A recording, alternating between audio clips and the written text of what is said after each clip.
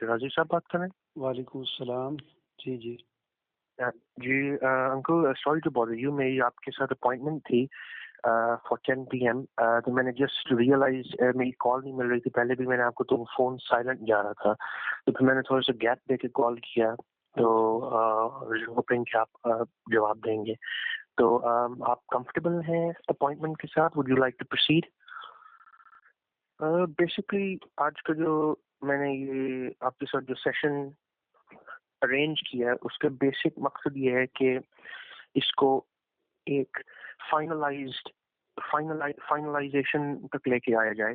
اور اس ویڈیو میں ان لوگوں کو ایڈریس کر رہا ہوں جو فزکس کی ورکنگ انڈرسٹینڈنگ رکھتے ہیں up to under graduate level at least.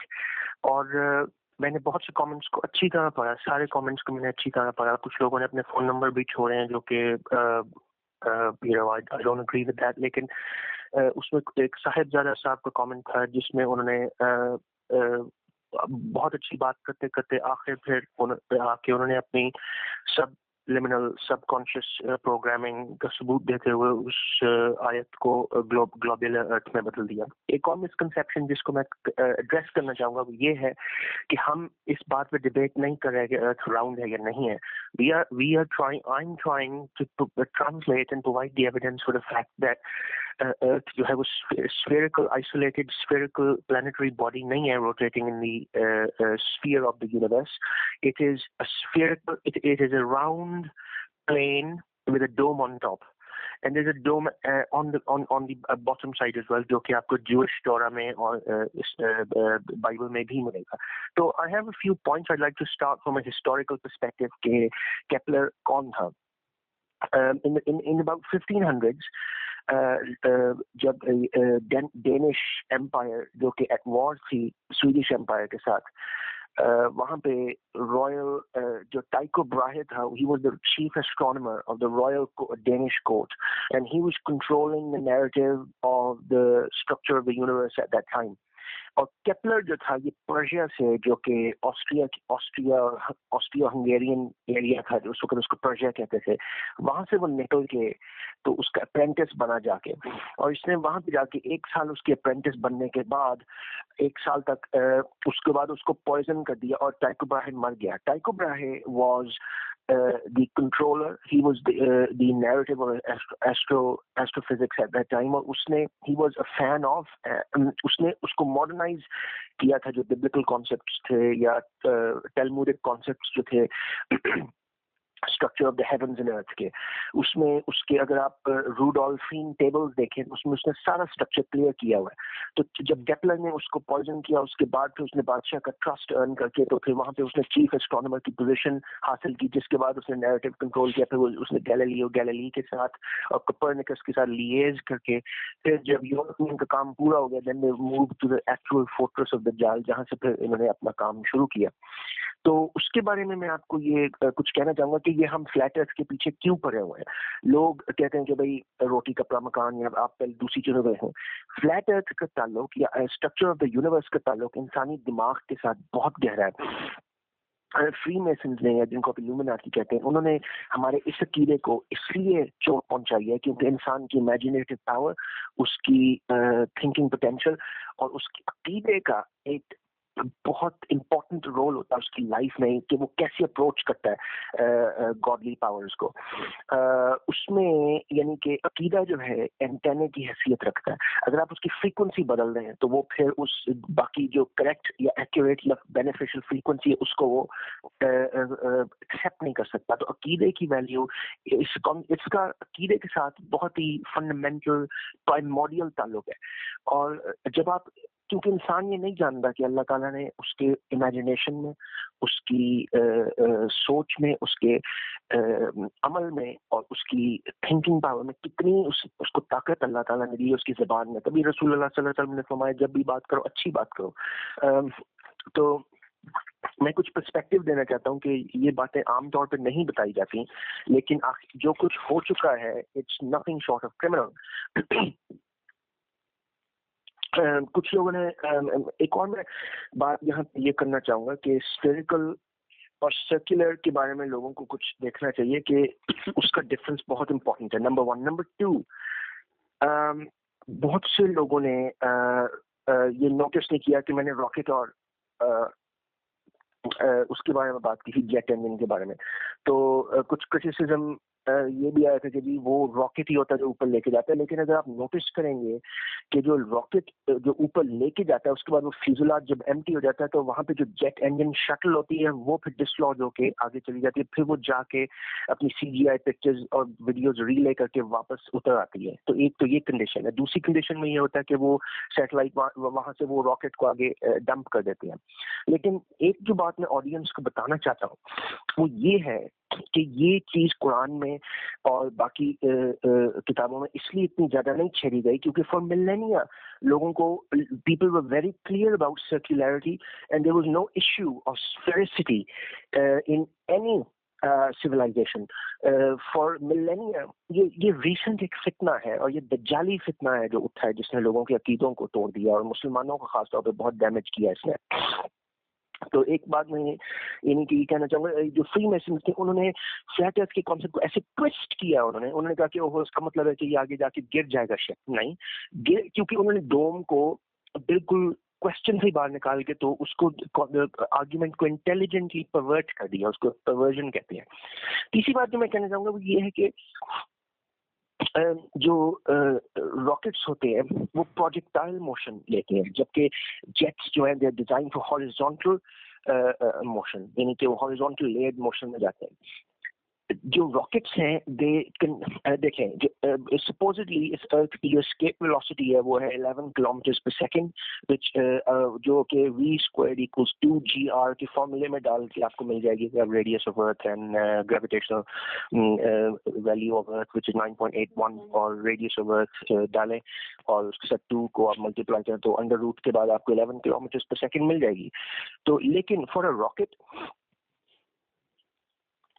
due to the anatomical differences between the rocket engine and the jet engine, rocket جو ہے چاہے وہ mid range ہو ICBM ہو ballistic ہو جو بھی ہو, it is used to crossing that barrier on a because it's designed for vertical motion due to the different engine یعنی کہ اس میں nozzle کا ڈفرنس آ جاتا ہے. پھر اس کی جو the way it processes the liquid and solid fuel اس میں بھی ڈفرنس آ جاتا ہے. لیکن جو jet engine ہے it's designed for horizontal ascent اور اس کے لیے جو ہے وہ 11 کلومیٹرز پر سیکنڈ کرنا آلموسٹ امپاسبل ہے کیونکہ یہ یاد رکھا جائے کہ 11 kilometers per second translates into 660 kilometers per minute and 39,600 kilometers per hour, which is 40,000 kilometers per hour. تو یہ بہت بڑی سپیڈ ہے جو ایک آپ میجک نمبر کہہ لیں جس کو. تو ایک تو یہ بات, لیکن ایک اور مسکنسیپشن جو میں بتانا چاہوں گا لوگوں کو کہ مسلمانوں نے جو سب سے بڑی مسٹیک جو کی ہے وہ یہ ہے کہ وہ سائنس کو یوز کر کے قرآن کو ریشنلائز کرنے کی کوشش کرتے ہیں, وچ از the biggest mistake of all. تو اس کی وجہ سے بہت زیادہ نقصان ہوتا ہے. اور صرف یہی نہیں ہے مسکنسیپشنز, اس میں جو عیسیٰ کی جو اسپیس ٹرانسمیشن کلپس ہے اس پہ بھی لوگوں نے کرٹیسائز کیا ہے کہ یہ ریئل نہیں ہے, اور جو جیوگرافک پلین وہ دکھاتے ہیں جس کو روٹیٹ سرکمامبولیٹ کر رہی ہے, روٹیٹ کر رہی ہے جو سیٹلائٹ ہے, وہ بھی آرٹیفیشل اور فیک ہے. تو لوگ بہت سے کرٹیسائز کرتے ہیں کہ جی یہ فلیٹ ارتھ جو ہے وہ پاسبل نہیں ہے اور یہ سمجھ میں نہیں آتی بات. اور لیکن اگر آپ ہارپ کو دیکھیں, ہارپ کی جو تھیوری ہے وہ یہ ہے کہ look, HARP is a system that is capable of inducing earthquakes, landslides, floods and tsunamis. تو وہ ایسے آپریٹ کرتا ہے کہ جب وہ یہاں سے جو الاسکا سے وہ فریکوینسی کیومولیٹ کر کے ڈوم پہ مارتے ہیں, لیکن ہمیں فزکس میں بتایا جاتا ہے کہ جی آئونوسفیئر پہ مارتے ہیں. ایک مسکنسیپشن یہ یعنی کہ لوگوں کو سمجھنی چاہیے کہ گیسز جو ہیں وہ فلوئڈز ہیں, وہ ٹرانسمٹ کرتی ہیں یا ابزارب کرتی ہیں, وہ ریفلیکٹ نہیں کرتی. Gases are not designed to reflect raise, they either absorb it to get excited اور دے لیٹ دیم تھرو. تو ہارٹ اسی سینس میں کام کر سکتا ہے اگر اوپر کچھ سالڈ کرسٹلین ڈوم ہو جو کہ اس کو کلیکٹ کر کے اس کو میرر کر کے پھر ریفلیکٹ کرے, where the angle of incidence is roughly equivalent to the angle of reflection, जो कि पॉसिबल नहीं है क्योंकि वो स्फेरिकल कर्व्ड एक लेंस सॉर्ट ऑफ सरफेस है, क्योंकि आप एक कर्व्ड सरफेस में मार रहे हैं तो वो जाके जो एंगल ऑफ इंसिडेंस जो वहाँ पे स्नेल्स लॉ ब्रेक डाउन हो जाता है, लेकिन फिर भी it will reflect at some angle, और वो उनके पास कैलकुलेटेड होता है, तो फिर वो उस जमीन के उस हिस्से पे मारते हैं। अगर आप इस बात को नहीं मानते तो रशिया ने रिसेंटली, मेरे ख्याल 10 साल हो गए हैं, अमेरिका को वार्निंग दी थी कि वो हार्प के साथ खेले नहीं उनके इलाके में, क्योंकि वहाँ पे अमेरिका कुछ लोगों के साथ उसने एक्सपेरिमेंट्स किए थे जो कि उसको पसंद नहीं आए। तो ये लोगों को सोचना चाहिए कि सॉलिड्स जो भी फिजिक्स लोग पढ़ते हैं वो सॉलिड देखें कि किस फेज में बात हो रही है। और लोग क्रिटिसाइज अक्सर करते हैं कि जी ये जीपीएस जियो लोकेशन जो है वो कैसे होती है, सैटेलाइट्स के बगैर ये आपका नेविगेटर कैसे काम करता है, ये तो पॉसिबल ही नहीं है। तो उसका ये बताया गया है कि जो जितने भी ये सारा टावर्स से ये करते हैं, और टावर्स जो है वो डोम में सिग्नल्स मार के एक दूसरे के साथ कम्युनिकेट करते हैं, जिसको कहा जाता है जियो लोकेशन ट्रायंगुलेशन सिस्टम।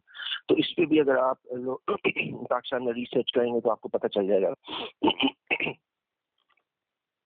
दूसरी बात यह कि आप जितनी भी मूवीज देखें, जितने भी आप ये स्टार ट्रेक हो, स्टार वॉर्स हो, स्पेस मूवीज हो, स्पेस सीरीज हो, उसमें आपको कोई भी प्लेनेट कभी भी इन्होंने, अगर आप नहीं मानते तो आप खुद देख लें, इन्होंने कभी भी कोई प्लेनेट आपको रोटेट होता हुआ नहीं दिखाया। अर्थ के कहते हैं कि जी इसकी रोटेशनल जो speed across the apogee and perigee around the sun is around 1000 miles an hour, which is quite a lot. और अगर कोई स्पेसशिप या जब सैटेलाइट वापस आती है मार्स से या अंदर आने की कोशिश करती है, तो it would have to chase earth and then gain reach an additional velocity of more than greater than 1000 miles an hour to enter the atmosphere supposedly।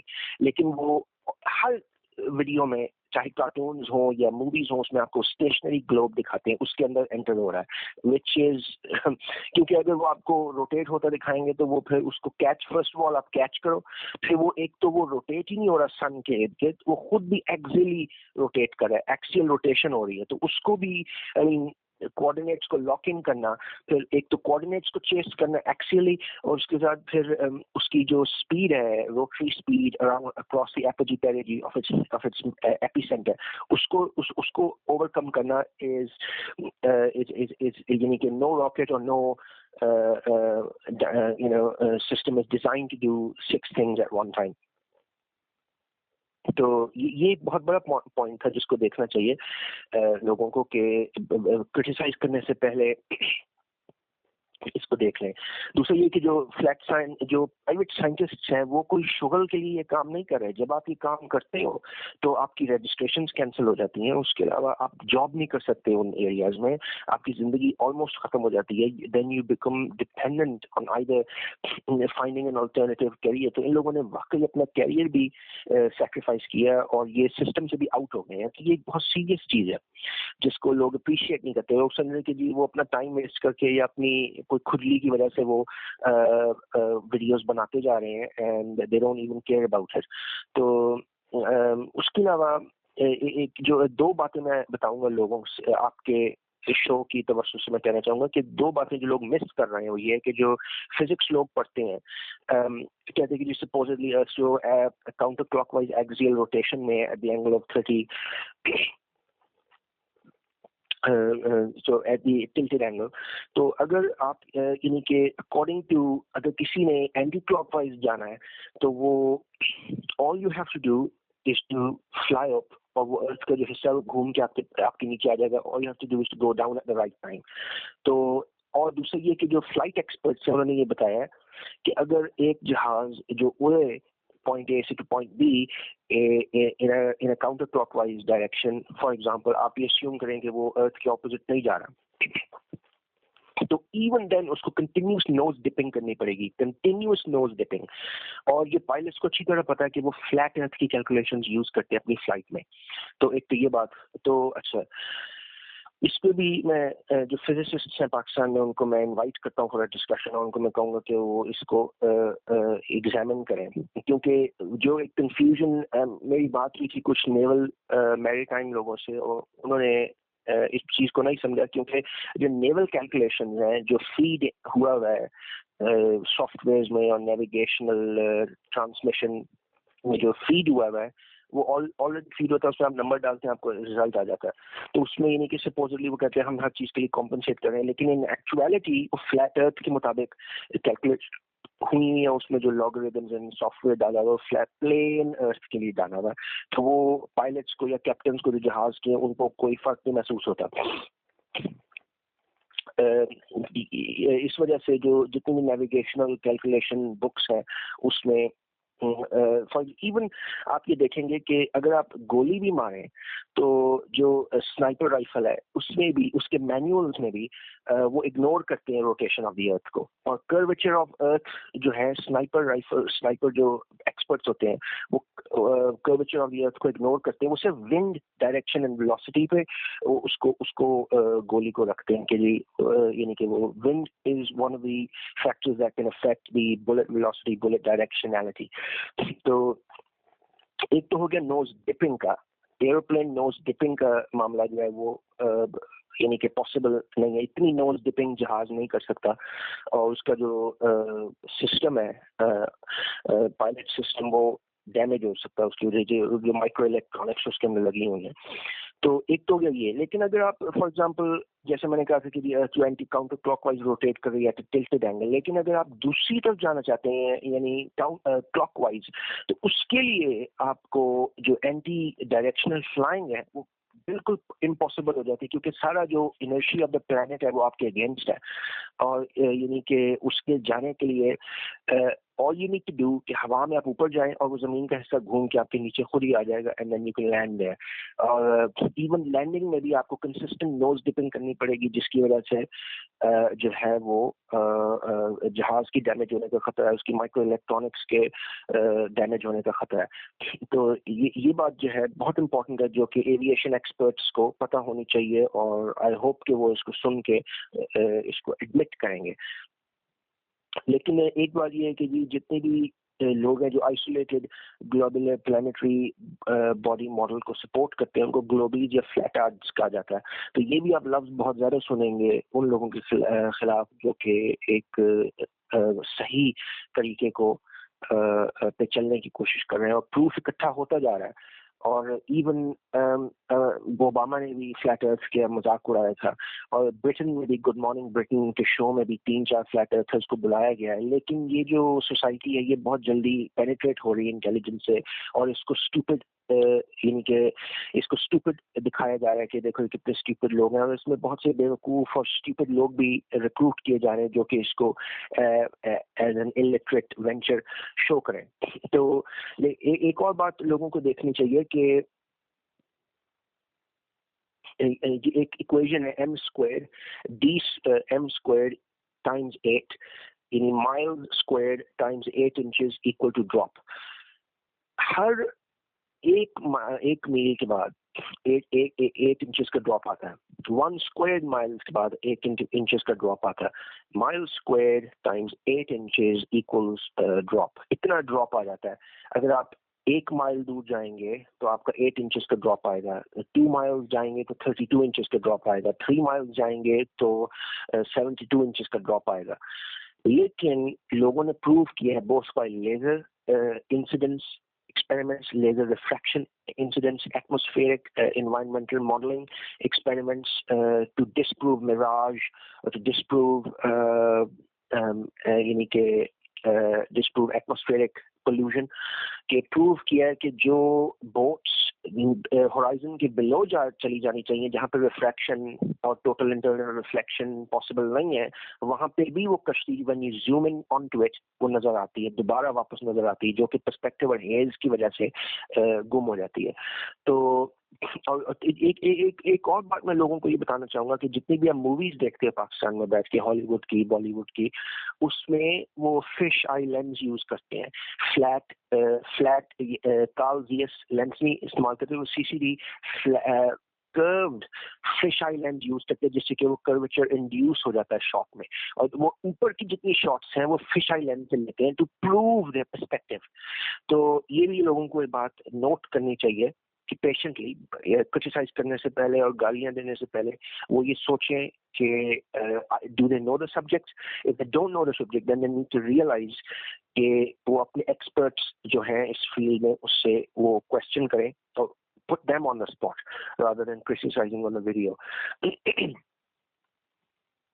تو دوسری بات جو ایک بہت امپورٹنٹ بات جو یعنی کہ لوگوں کو نہیں پتا کہ جب یہ انہوں نے بغداد میں بھی جب یہ ریمپیج ہوا تھا رینسیک ہوا تھا تو بہت سے جو عرب فلیٹ ارتھ میپس تھے وہ ضائع ہو گئے تھے. اس کے علاوہ یورپینز بہت سے فلیٹ ارتھ میپس لے گئے اور رومن کیتھولک چرچ نے بھی بہت سے عرب فلیٹ ارتھ میپس کو چرا کے جو ہے ان کو اپنے پاس رکھ لیا, جیسا کہ انہوں نے اسکرولز کو رکھا تھا.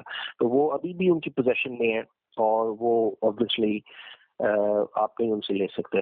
تو ایک اور کمپلیکیٹڈ جو نیکسٹ جو میرا ایک آرگیومنٹ ہے وہ یہ ہے کہ یہ آرگیومنٹ پروف کے ساتھ ہے کہ جتنی بھی فلائٹس جو ہیں وہ ہوتی ہیں وہ دنیا میں فلیٹ ارتھ کے پیٹرنس کے مطابق ہوتی ہیں اور اس کو کنیکشنز کے فارم میں چھپایا جاتا ہے. آپ if you don't believe me آپ ویب سائٹس پہ جائیں اور آپ دنیا کے کسی حصے میں گلوب کے مطابق ڈائریکٹ فلائٹ چنیں, لیکن وہ فلائٹ ایسی ہو جیسی کہ فلیٹ ارتھ پہ وہ ڈائریکٹ نہ ہو, تو آپ یہ دیکھیں گے کہ اس کے وہی کنیکشنز ہوں گے جو کہ فلیٹ ارتھ کے مطابق ہیں. ایک ایگزامپل میں یہ دینا چاہوں گا کہ وہاں پہ ایک بندہ بیمار ہو گیا تھا پلین پہ, تو انہوں نے وہ آسٹریلیا سے رکے, الاسکا آسٹریلیا سے آ رہا تھا ساؤتھ امریکہ, تو الاسکا رکے اور اس کے بعد پھر ساؤتھ امریکہ گئے. حالانکہ آن اے گلوب ان کا کوئی ریلیشن نہیں ہے, لیکن تمام فلائٹس جو ہیں وہ فلیٹ ارتھ کے مطابق ہوتی ہیں. اور اگر کوئی بھی بندہ جو اس ویڈیو کو سن رہا ہے وہ خود اپنا ایکسپیریمنٹ کرے, ایشیا میں یا پھر یورپ میں یا پھر ٹرانس کانٹیننٹل کوئی بھی فلائٹ لے, اس کو ڈائریکٹ فلائٹ چنے, اس کے بعد وہ فلیٹ ارتھ کا ماڈل میپ نکالیں, اس پہ اس کے کوآرڈینیٹس کو لاک ان کرے اور پھر دیکھیں کہ وہ فلائٹ کہاں سے کہاں جاتی ہے, اور وہ آپ کو بتائے گا کہ جی ہمارا بزنس کنیکشن یہاں پہ بن رہا ہے اور ہمارے یہاں بزنس کنیکشن بن رہا ہے, ہم یہاں پہ اتر رہے ہیں, ہم یہاں پہ اتر رہے ہیں ٹو سیو فیول یا ٹو ری فیول. تو اس کو ایسے چھپایا جاتا ہے. اور جو ایکچوئل جو فلائٹس ہوتی ہیں یورپ میں یا امریکہ میں جو کہ ڈائریکٹ ہوتی ہے وہ بلنک کرتی رہتی ہیں, لیکن اس کے بعد وہ ڈسپیئر ہو جاتی ہے. تو یہ بھی ایک ڈاکیومنٹری کا بہت امپورٹنٹ پوائنٹ ہے جو لوگوں کو دیکھنا چاہیے. اس کے بعد آپ لوگ جو ہے, میں نے ابھی میپ کی بات کی ہے, لیکن میپس کون سے استعمال ہو رہے ہیں؟ کیا ہم اینشین میپس یوز کر رہے ہیں یا پھر ہم عرب میپس یوز کر رہے ہیں؟ کیونکہ عرب کارٹوگرافرز نے بہت زیادہ محنت کی تھی میپنگ پہ, اور اس کی وجہ سے ان کے لیے فلائٹ کے انسٹرومنٹس بنانا آسان ہو گیا تھا. انہوں نے الجبرا میں, جیومیٹری میں, کیلکولس میں بہت زیادہ محنت کی. تو لیکن اس وقت وہ میپس یوز نہیں ہو رہے. ہمارے پاس 3 قسم کے میپس ہیں, ونکل ٹرپل, پیچرز گال پیچرز اور مکیٹر.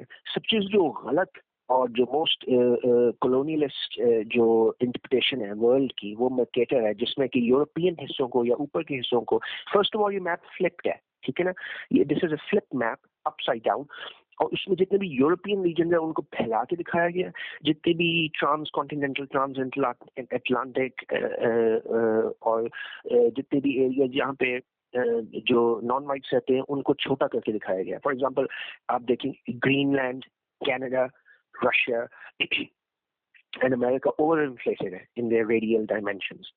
اور تو یہ لیکن گال پیچرز is an attempt to induce rectitude but not with exactitude.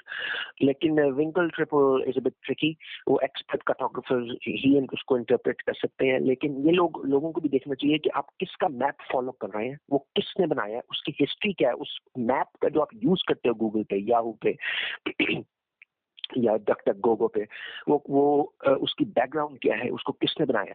تو یہ بھی لوگوں کو کرٹیسائز کرنے سے پہلے سوچنا چاہیے. تو یہاں پہ میں بات کرنا چاہوں گا, چونکہ میں نے میپس کی جو سائنٹیفک ٹیکنالوجی ہے وہ اسی کے سامنے آتی ہے انکل, جو پیٹنٹ سیکیور کر لیتا ہے, جو پیٹنٹ کو کیپچر کر لیتا ہے, اسی کی مارکیٹ بن جاتی ہے. پھر سارے پروفٹس, ساری فسکل جو انکریجمنٹ ہے اس کو ملتی ہے.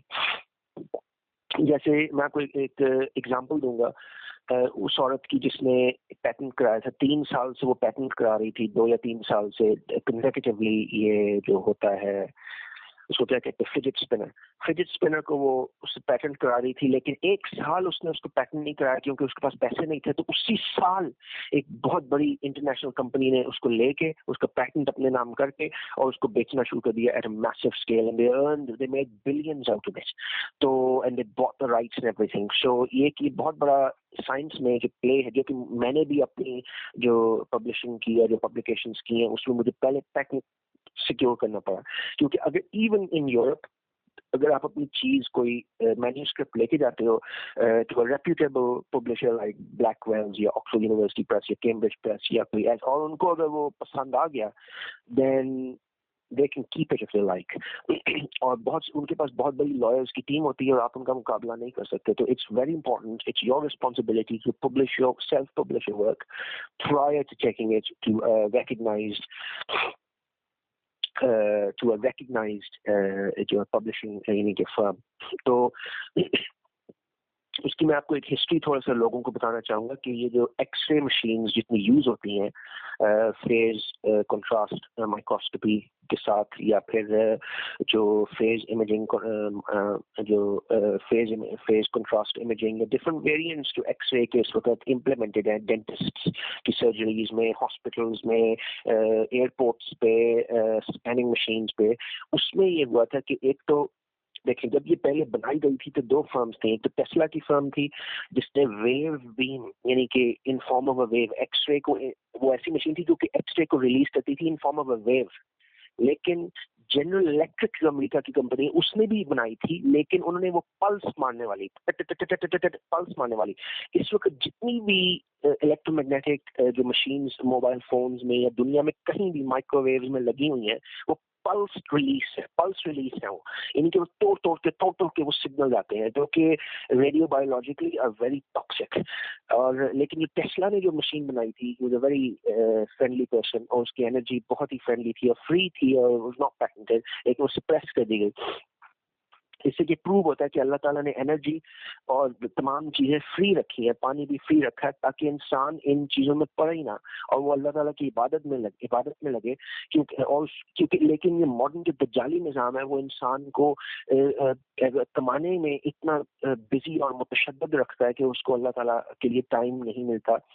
تو جو پلس جو فارمیٹ تھا جنرل الیکٹرک کا, انہوں نے ٹیسلا کو پش کر کے سائڈ پہ تو اپنا اس کو پیٹنٹ کرا دیا. اس پیٹنٹ کو پھر انہوں نے ساری مشینوں میں کمپلسری, آئی ڈونٹ نو کیسے کیا ہے, اس کے لیے بھی انہوں نے لیجسلیشن پاس کروائی سینیٹرز سے. تو اس کے بعد تو یہ پلسڈ ماڈل ہے, جب آپ دانت کا ایکس رے کرواتے ہیں اس سے بھی ڈیمیج ہوتا ہے بہت زیادہ. لیکن اگر ویو ایکس رے کی ویو مشین ہونا تو وہ would not damage you as much because وہ اس میں ہارمونیس آسیلیشن ہے. اور جتنے بھی لوگ جو سمپل ہارمون موشن پڑھتے ہیں وہ سمجھ سکتے ہیں کہ اس میں یعنی کہ اس کا کنسسٹنٹ پیریڈ ہوتا ہے, کنسسٹنٹ 2 پائی اومیگا ایکولز 2 پائی ایف اس کا کنسسٹنٹ ہوتا ہے, اس میں فیز ڈفرنس کنسسٹنٹ ہوتا ہے. لیکن پلس میں وہ چیز بالکل ٹوٹ جاتی ہے, وہ خود بھی ٹوٹی ہوئی ایک سگنل ہوتا ہے, وہ آگے بھی توڑتا جا کے اور وہ فٹیگ کاز کرتا ہے, کارسینوماز کاز کرتا ہے, گلائوماز اور بہت سی جو ریڈیو بایولوجیکل ٹاکسیسٹی کی جو بیماریاں ہیں وہ کاز کرتا ہے. اس کی وجہ سے تھے تو ان کی جو فارماسیوٹیکل انڈسٹری ہے اس کو فائدہ ہوتا ہے.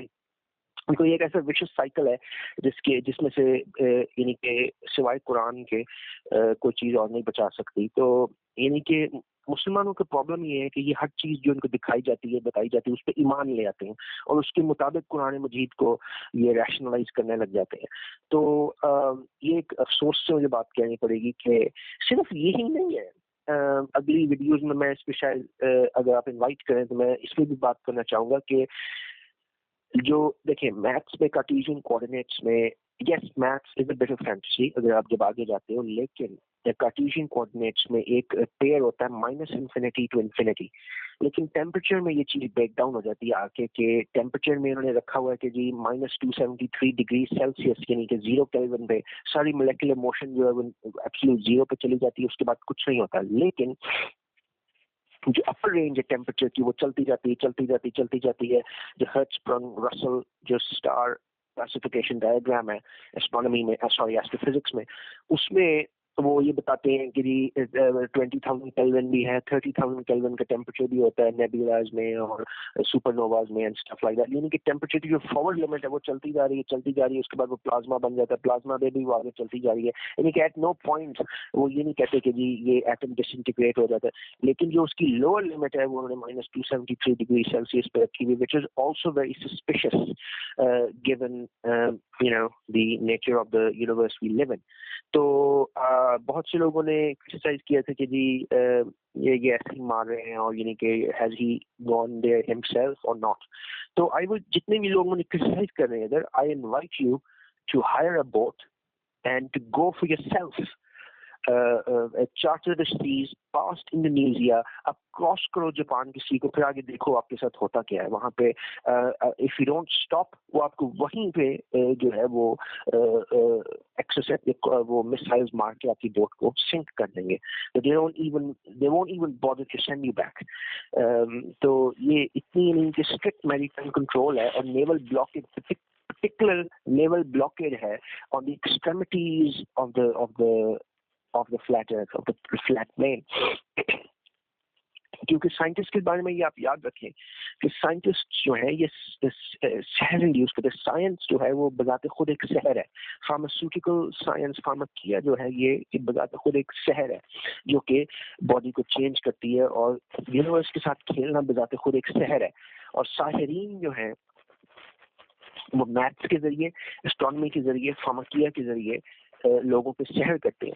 اور انفارچونیٹلی پاکستان میں چونکہ سیکنڈری میڈیا, ٹیرشری, کوٹرنری میڈیا ٹرانسمٹ ہوتا تھا, یعنی کہ ہم لوگوں کی باتیں لے کے ٹرانسلیٹ کر کے آگے بتاتے تھے, تو ایسی برین واشنگ ہوئی ہے اور پروگرامنگ ہوئی ہے, پیسو انڈوکٹرینیشن ہوئی ہے لوگوں کی, کہ لوگ اس سے وہ باہر نہیں آ سکتے, وچ از ویری سیڈ. تو یعنی کہ these are some of the most important points. I'd like to remind people to look at Rudolphine tables, کیونکہ Rudolphine tables جو تھے اس میں سارا اس نے, اب آئی ڈونٹ نو کہ وہ کتنے کرپٹیڈ ہیں اور کتنے نہیں ہیں, میں یہ نہیں کہہ سکتا کہ وہ 100% ایکوریسی کے ساتھ اویلیبل ہیں.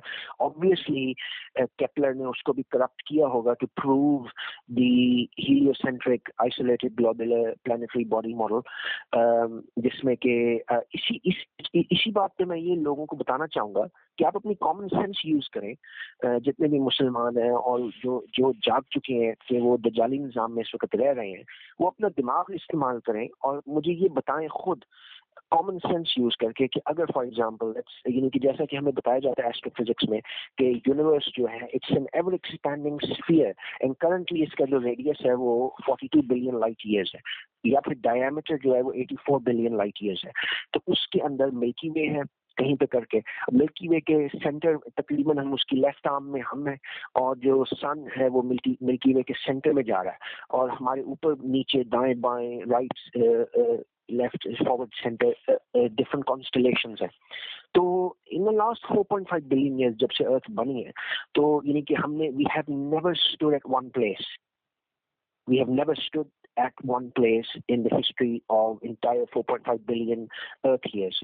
تو اور ہر چیز جو ہے according to ہبلز constant, ہبلز law V equals H naught D جو ہے وہ ریسیڈ کر رہی ہے. کچھ چیزیں بہت کم, minority of the constellations are in blue shift phase which is moving towards the earth, and majority of the constellations are in red shift phase, i.e. moving away, i.e. the balloon is expanding. تو میں لوگوں سے پوچھنا چاہتا ہوں کہ how come کہ ہم سن کے گرد گھوم رہے ہیں, سن ملکی وے کے گرد گھوم رہا ہے, ملکی وے گھوم رہی ہے around the centre of the Axis of the earth. How come آپ کے اوپر جو آسمان ہے وہ بالکل سالڈ ہے, یعنی کہ بالکل فکسڈ روٹیشن ہے اسٹارز کی. یعنی آپ یہ دیکھیں کہ جتنی بھی جو how come the سرکملوکیوشن of سرکم polarity of the سرکم polar stars is constant. How come جو طارق اور سہیل جیسے جو اسٹارز ہیں وہ کانسٹنٹ رہتے ہیں, اس کے ارد گرد باقی سارے اسٹارز جو ہیں وہ سرکم ایمبولیٹ کرتے ہیں. How do you disprove the سرکملوکیوشن of the سرکم polarity of these stars and the stellar map that stays constant on the skies and the heavens of the earth consistently throughout 365.25 days of the year. تو اس اگر اگر ارتھ جو ہے وہ جہاں دیکھیں ارتھ جو ہے وہ سن کے ارد گرد گھوم رہی ہے، اور جہاں سن ایک دفعہ ہوتا ہے وہ وہاں دوبارہ نہیں وہ ہوتا، تو ہاؤ کم آپ کے اوپر جو کانسٹلیشن جو آپ سے دور موو کر رہی ہیں ان کو at one point time disappear کرنی ہے، نئی کانسٹلیشن آپ کے ہر وقت اوپر آنی چاہیے. تو لوگوں کو یہ سوچنا چاہیے کہ according to the theorems of rotational dynamics ہم اس جوک کو ایگزامن کریں، اور ہمیں دیکھنا چاہیے کہ ہمیں اتنا ہائی انٹروپی ماڈل جس میں کیوس ہی کیوس ہے وہ کیوں دیا گیا، جبکہ یونیورس میں کہیں بھی کیوس نہیں ہے.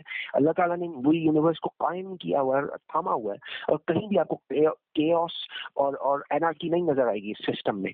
اتنا پرفیکٹ سسٹم اس نے دیا ہے کہ اس میں یہ روٹیشنل ڈائنامکس کے ہم اس کے گرد گھومے، وہ اس کے گرد گھومے، وہ اس کے گرد گھومے، وہ around the centre of the Axis of the ارتھ گھومے.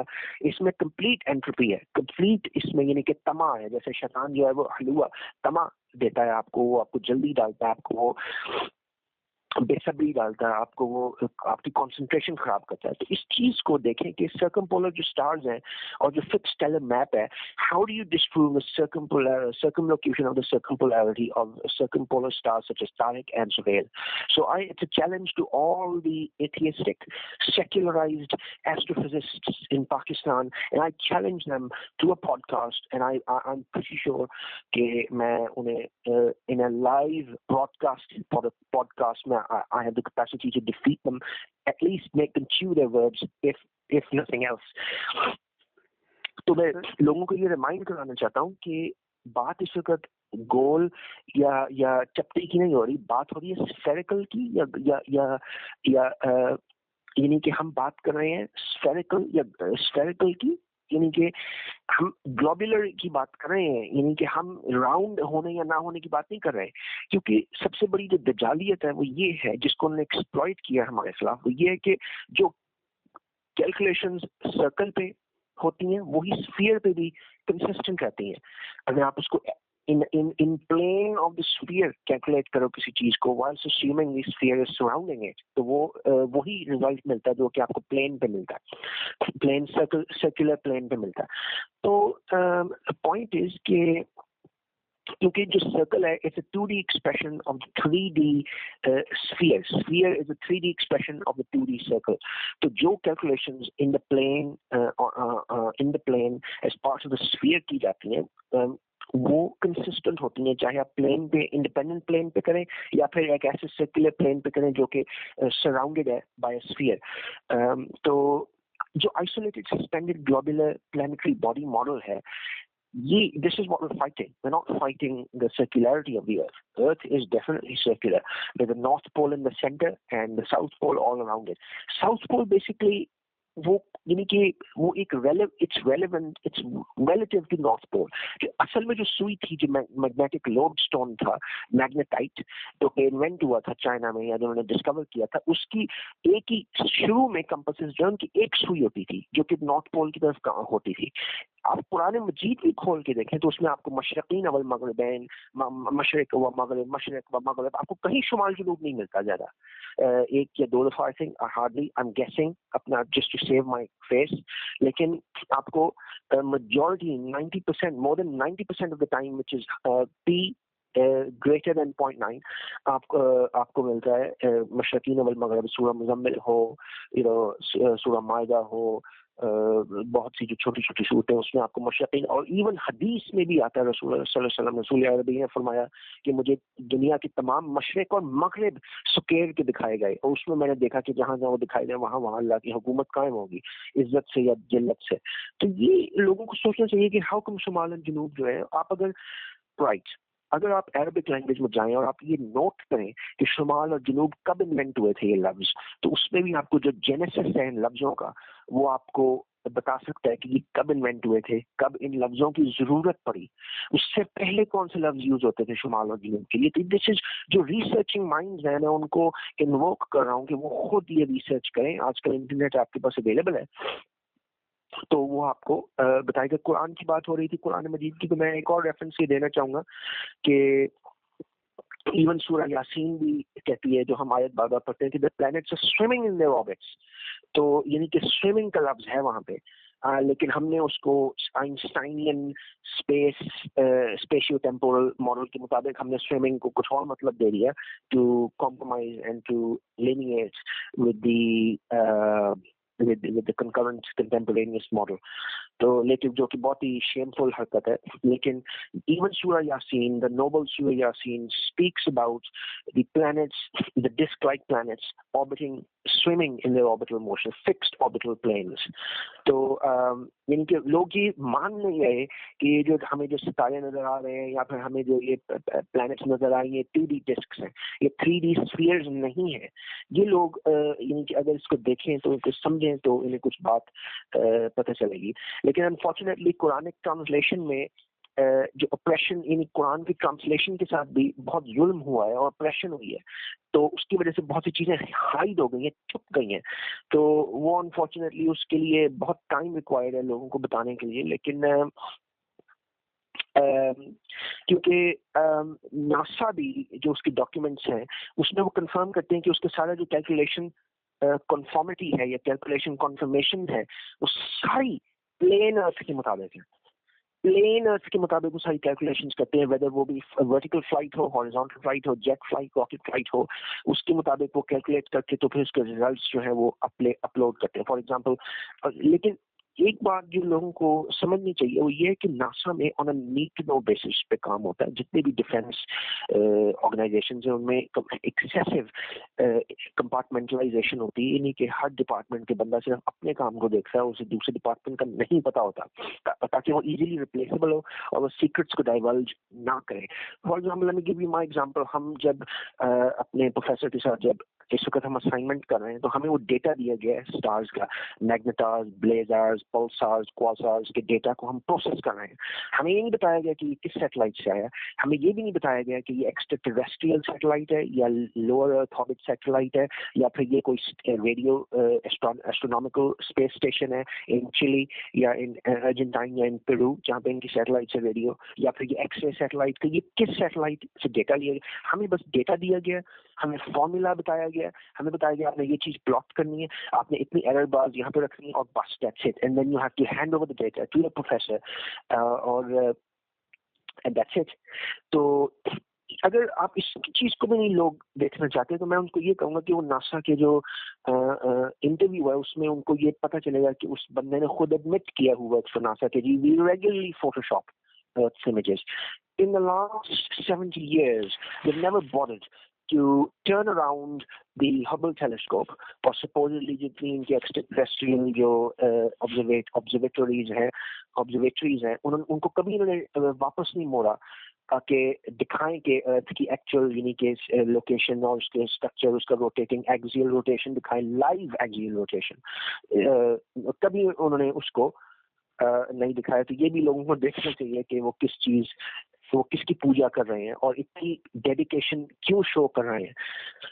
تو ایک صاحب نے کامنٹ کیا تھا کہ جی ایلینز تو ہیں نا, تو ان کے جواب میں میں کہنا چاہوں گا کہ ایلینز جیسے کہ میں نے پہلے کلیریفائی کیا تھا کہ ایلینز جو ہیں وہ جنات ہیں جو ایلینز کا روپ لے کے آتے ہیں, اور ایلینز کا آنا اور ان کا گورنمنٹ کا ایلینز کا چھپانا اور تھوڑی تھوڑی کنسپریسی تھیوری اس کے بارے میں ریلیز کرنا, یہ ایک ایجنڈا کا حصہ ہے جسے فیک ایلین انویژن کہا جاتا ہے. ان کا یہ پلان ہے, پتہ نہیں پورا ہوگا کہ نہیں, کہ یہ فیک ایلین انویژن سٹیج کرنا چاہتے ہیں پوری دنیا پہ اور ہولوگرافک ٹیکنالوجی کے ذریعے, تاکہ دنیا کو ڈرا کے نیو ورلڈ آرڈر قائم کیا جائے. یہ ان کا پلان ہے. اللہ کا پلان کیا ہے ہمیں نہیں پتا. تو اس کی ان کی جو ہولوگرافک لیزر بیم ٹیکنالوجی وہ اتنی پروگریس کر گئی ہے کہ 1999 میں لوگوں کو یاد ہوگا کہ ایک جیمز بانڈ کی مووی آئی تھی دا گولڈن آئی, جس میں ہولوگرافک مشین, اگر آپ نہیں یاد تو آپ چیک کر سکتے ہو کہ اس میں ہولوگرافک 3D ہولوگرافک مشین کو پہلی دفعہ ڈسپلے پہ لے کے آئے تھے اس فلم میں. اور اس میں دماغ کے میڈلا اوبلنگاٹا کے حصے کو 3D میں دکھایا گیا تھا کہ اس میں وہ کیسے کہاں چوٹ لگی ہے اس کے بعد پھر اس بندے کو نوبیل پرائز ملا تھا. اور جان لیئر ایک امریکہ کا پائلٹ ہے who has flown for about 19,000 years. اس نے 2007 میں اپنے پروجیکٹ کیملاٹ کی ویڈیو میں انٹرویو میں اس نے بتایا تھا کہ آج سے 11-12 سال پہلے کہ 9/11 کیسے ہوا تھا. اور اب اس کی ویڈیو جو اس کا پروف بھی سامنے آ گیا, یعنی کہ architectural civil engineering proof on one side میں اس کو ایکسیپٹ کرتا ہوں, لیکن further evidence that comes in the form of holographic technology.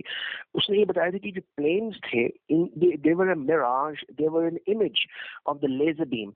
laser beam کو اس image میں embed کر کے مارا گیا ہے, اور وہ پھر جا کے یعنی کہ آپ یہ اگر غور سے اس ویڈیو کو دیکھیں تو آپ کو دیکھیں گے کہ وہ پلین ایک دم جا کے absorb ہو جاتا ہے جیسے کہ کوئی گولی absorb ہوتی ہے. اور وہ پلین unmarked تھے, وہ ڈارک گرین پلینز تھے, وہ انمارکڈ تھے. اور ایون عمران حسین جو ہے انہوں نے اپنے ایک ارلی لیکچر میں جب وہ اس وقت فیمنزم پہ بات کر رہے تھے تو جیوز نے ان کو کک آؤٹ کر دیا کہ یار دس از ناٹ نائس, اور وہ حدیث سناتے تھے اپنے لیکچر میں اقتلوا یعنی کہ یہودیوں کے قتل کے بارے میں, تو he was cooked out of America. تو اس وقت جو تھے عمران حسین کا بھی پاسپورٹ چوری کیا گیا تھا, اور وہ چوری ہوا ان کے someone broke into their apartment, into his apartment, sorry, and he tried to pull it out, اور انہوں نے وہ ان کا پاسپورٹ چوری کیا تھا بیکاز عمران حسین کے پاس میڈیا آلٹرنیٹیو میڈیا آؤٹلیٹ تھا. تو انہوں نے آتے ہی اپنی مسجد میں نیکسٹ ڈے سرمن میں انہوں نے بتایا کہ بھی میرا پاسپورٹ بھی چوری ہو گیا, لگتا ہے مجھے بھی پھنسائیں گے اس اسکیم میں. تو انہوں نے نہیں پھنسایا ان کو. اس کے بعد انہوں نے پھر نو گو فلائٹ نو فلائی زون پہ ان کو ڈال دیا. they let him out but they did not ever let him into America after that. تو پھر cautiously عمران حسین نے اپنے آپ کو سیلف ایگزائل کر لیا یورپ سے بھی, یعنی never went to Europe until recently when it came to Leeds and London. تو ایک تو عمران حسین کا جو ریفرنس ہے بہت اسٹرانگ ہے, اور جان لیئر کا جو ریفرنس ہے 2007 کی پروجیکٹ کیملاٹ کی ویڈیو جس میں اس نے ایکسپلین کیا ہے, وہ اب لوگوں کو یقین آ جانا چاہیے, کیونکہ جو ہولوگرافک ٹیکنالوجی ہے لیزر بیم ٹیکنالوجی وہ تھیم پارکس میں امریکہ کے تھیم پارکس میں جو یعنی کہ سین فرانسسکو کیلیفورنیا اور نیو یارک کے تھیم پارکس میں بھی وہ جو ساری ٹیکنالوجی ہے وہ یوز ہو رہی ہے. تو اب لوگوں کو یقین آ جانا چاہیے کہ دیکھ کے کہ ان کے ساتھ کیا اسکیم ہوا ہے, بجائے یہ کہ اسلامک ٹیررزم کو کنڈیم کرنے کی بجائے ان کو سوچنا چاہیے تھا کہ انہوں نے کس چیز کو مانا. آخر میں جو بات کرنا چاہوں گا after providing all these proofs وہ یہ ہے کہ ایک اور جو اسکیم جو ناسا کا ہوتا ہے وہ یہ ہوتا ہے کہ جی اس وقت پلانٹس الائنمنٹ میں ہے اور اس وقت الائنمنٹ میں نہیں ہے, اس وقت الائنمنٹ میں ہوں گے تو ہم اس کو اس وقت بھیجیں گے اس راکٹ کو. تو either something is in alignment or either something is not in alignment consistently. یہ سولر سسٹم جو ہے اس میں وین ایلن بیلٹ supposedly ارتھ کے ارد گرد ہیں, اس کے علاوہ ایسٹرائڈ بیلٹس ہیں, پھر اس کے بعد گیس جائنٹس شروع ہو جاتے ہیں, یورینس, نیپچیون, جوپیٹر, سیٹرن, یورینس, نیپچیون, یہ سارے گیس جائنٹ ہیں جو ایسٹرائڈ بیلٹ کے پیچھے ہیں. تو the thing is کہ phase shift induce کرنا is such a big phenomenon at the scale of solar system کہ اس کے ارتھ پہ بہت drastic آنے چاہیے, لیکن وہ کبھی ہم نے کچھ محسوس نہیں کیا. sometimes جیسے کہ اس وقت الائنمنٹ میں ہے مارس اینڈ وینس, ہم نے مارس اور اس وقت الائنمنٹ میں نہیں ہے. تو میں لوگوں کو جو میتھس پڑھتے ہیں ان کو میں سمجھانا چاہوں گا کہ دو قسم کی ویوز ہوتی ہیں, ایک سائن ویو ہوتی ہے, ایک کوسائن ویو ہوتی ہے. اس میں پرماننٹ فیز ڈفرینس ہوتا ہے ہر وقت. I think the phi is around -120 یا پھر 60 degrees if I'm not wrong. Please correct me if I'm wrong. لیکن فیز شفٹ ہوتا ہے. وہ جو فیز شفٹ ہوتا ہے اگر آپ نے اس کو آپ نے ایلیمنیٹ کرنا ہے فیز شفٹ کو, اور دونوں کو کوسائن ویو یا پھر دونوں کو سائن ویو بنانا ہے, تو آپ کو بیچ میں ایک باؤنڈری ڈالنی پڑتی جس سے کہ ایک ویو ابزارب ہو جائے, اس کا کچھ حصہ ابزارب ہو جائے وہ سائن ویو بن جائے, یا پھر اس کا کچھ حصہ ابزارب ہو جائے تو وہ دونوں کوسائن ویو بن جائے. تو اس کے لیے what I'm trying to say is کہ جب آپ نے دو آئٹمس کو یا دو باڈیز آف میس کو ان فیز لانا ہوتا ہے تو you have to apply some sort of force. اگر یہ بھی ایگزامپل لوگوں लोगوں کو سمجھ نہیں آئی. تو میں ایک اور سمپل اگزامپل دیتا ہوں کہ اگر آپ کسی بندے کے پیچھے چل رہے ہیں رات کو اور آپ کے اس کے درمیان 30 اسٹیپس کا فاصلہ ہے اور آپ لوگ چل رہے ہیں رات کا وقت ہے اور یعنی کہ it's quite time of the night, سنسان جگہ ہے, تو وہ بندہ ٹینس ہو جائے گا, وہ پیچھے وہ سوچے گا کہ یار میرے پیچھے کون آ رہا ہے, کوئی مجھے مت تو نہیں کرنے لگا, تو وہ رک جائے گا یا اپنی پیس کو سلو کر دے گا. آپ یہ دیکھیں گے کہ یار یہ میری وجہ سے ٹینس ہو رہا ہے, تو آپ امبیرس ہو کے آپ تھوڑا تیز چلیں گے اور پھر آپ اس کے آگے آ جائیں گے اور پھر 30 اسٹیپس کا ڈفرنس ہو جائے گا. تو یہاں پہ میں یہ سمجھانا چاہ رہا ہوں کہ اس بندے نے فورس اپلائی کی, اپنے آپ کو سلو ڈاؤن کیا, آپ نے فورس اپلائی کی, اپنے آپ کو تیز کیا. اس کے بعد پھر جب آپ آگے آ گئے تو پھر آپ الائنمنٹ میں آ گئے, لیکن الائنمنٹ -1 کی تھی. تو جو سولر سسٹم کی جو ایک الائنمنٹ ہے وہ بھی ایک بہت ہی سیکریٹو سارٹ آف ایشو ہے جس کو لوگ ایکسپلور نہیں کرتے اور اس کو آن اے کنفرم بیسس لوگ ایکسیپٹ کر لیتے ہیں جیسے کہ جیسے کہ وہ ایک فکسڈ فنومینا ہے. لیکن to cause miss alignment in the اسپیشیو temporal fabric of the universe at the scale of solar system is a میگنانیمس event many orders of magnitude. تو لوگوں کو یہ دیکھنا چاہیے کہ اگر آپ وینس اور مارس کو either Venus and Mars are always in phase یا پھر they are never in phase. تو یہ بھی لوگوں کو میں کچھ پوائنٹس میں دینا چاہتا ہوں کہ وہ دیکھیں, سوچیں اور ہر چیز کو آن فیس ویلیو نہ ایکسیپٹ کریں, کیونکہ مسلمانوں کا سب سے بڑا پرابلم یہ ہے کہ یہ ہر چیز کو آن فیس ویلیو ایکسیپٹ کر لیتے ہیں, اس کے بعد ریشنلائز کرنے لگے. ضروری نہیں ہے کہ جو چیز آپ کو دکھائی جا رہی ہے وہی سچ ہے, اور تھوڑا اپنی کریٹیکل تھنکنگ کو امپروو کریں اور دیکھیں کہ آپ کو یہ چیز کہاں سے بتائی جا رہی ہے, کیوں بتائی جا رہی ہے. What are the possible conclusions that the narrator is trying to get out of it. اور اتنے جو قابل اور جو illustrious academics ہیں انہوں نے اپنے کیریئرز کیوں چھوڑے ہیں. they were look, جو لوگ مجھے criticize کرتے ہیں, I would invite you to talk to your professor. آپ انگلینڈ میں, اگر آپ انگلینڈ میں everyone thinks کہ England is a free country. اگر آپ اپنے جو لیکچرر ہے آپ اس کو شکایت کر کے دیکھیں گے جی آپ نے مجھے کم مارکس دیے ہیں, تو وہی نہیں سارے آپ کو انڈر مارک کرنا شروع کر دیں گے ٹو پروو کہ آپ مینٹل ہو. تو اگر آپ اپنے پروفیسر کو آپ بات کرتے ہو کہ جی فلیٹ ہے یہ میں نہیں اگری کرتا, تو you watch what happens to you. تو یہ دیکھنا چاہیے لوگوں کو کہ بڑا سخت, یعنی کہ لوگوں کی رجسٹریشن, لوگوں کی پروفیشنل لائف جو ہے وہ تباہ ہو گئی ہے اس کانسیپٹ کی ڈیڈیکیشن میں. اور بہت سے ایسے ہزاروں سائنٹسٹ ہیں امریکہ میں, یورپ میں, جنہوں نے اچھی کلین ریسرچ کرنی چاہیے, لیکن ان کی جو فنڈنگ ایجنسیز تھیں وہ they were offended. جیسے کہ پانی کی گاڑی بنانے والے کو مار دیا گیا, اسی طرح بہت سے سائنٹسٹ ایسے ہیں جن کو جیل میں ڈال دیا گیا امریکہ اور یورپ سپوزڈلی, جیسے ہم فری ورلڈ کہتے ہیں.